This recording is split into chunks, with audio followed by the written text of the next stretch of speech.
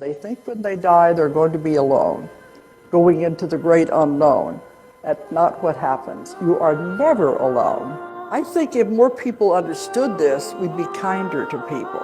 What really happens when you die and when you cross over. They have completed their mission, they have completed everything they were supposed to do. So after a little bit, a knock will come at the door, and they'll say, okay, you ready to go up and do the review of your life? And they'll say, what do you mean? I'm perfectly happy right here. I don't want to go anywhere. This is heaven. See, no, it's not the way it works. Now we got to move on. So they take them up to the review board. They are going to show you your life. They show you everything you have ever done, every word you've ever said, everybody you have ever touched. Believe me, this is not easy to look at. But they don't show it just from the viewpoint of you looking at it. They show it from the perspective of everybody you were involved with. You begin to see it from their eyes, from their viewpoint, and you see exactly what you've done and exactly the way that affected the other people.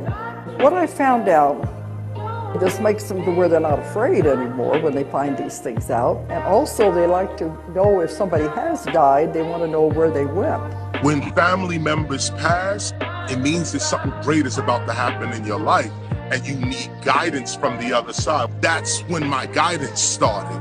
You're never alone when you're alive either, but you don't realize that.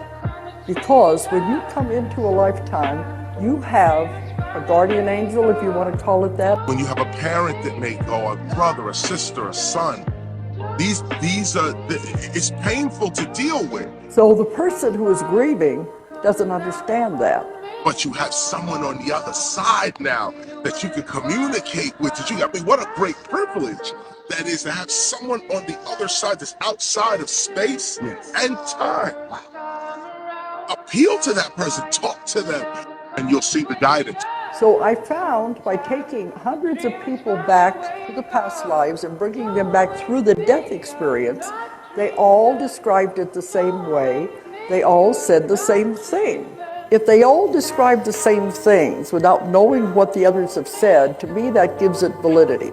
We don't remember having done it before, and yet it has been done before. So, if that's astonishing, it can always happen again and again and again. Why? Because variety is the spice of life. And if we remembered, having done this again and again and again and again, we should get bored. So do you see what happens? The universe is a system which forgets itself and then again remembers.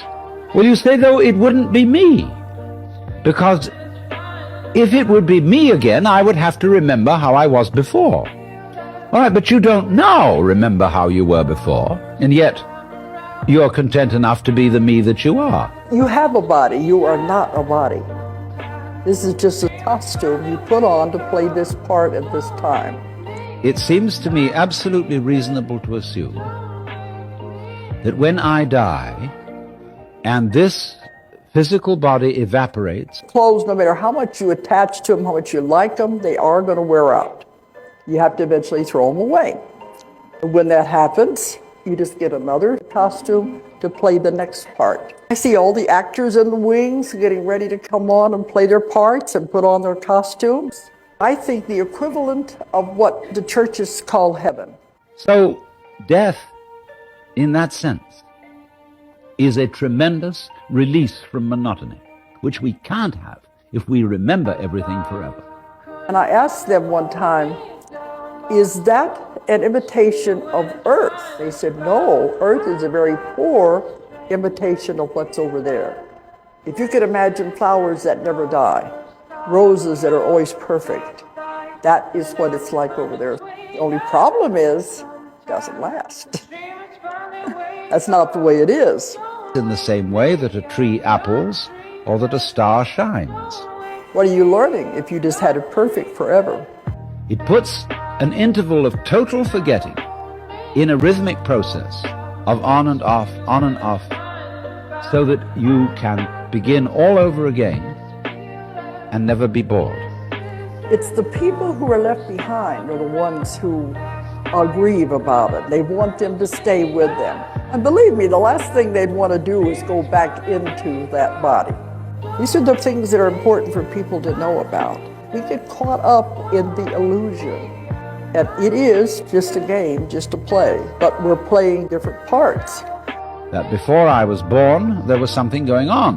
There were my father and my mother, and their fathers and mothers. And if you happen once, you can happen again. It's that much more. So we won't worry about how long it goes on. We go into the unconscious so that we can have the extraordinary experience of seeing the world once again through the eyes of a baby. You see, you may say that you think it incredible that you have more than one life. But I say, first of all, isn't it incredible that you have this one? Now, what does that mean? We ought to go back and do it again.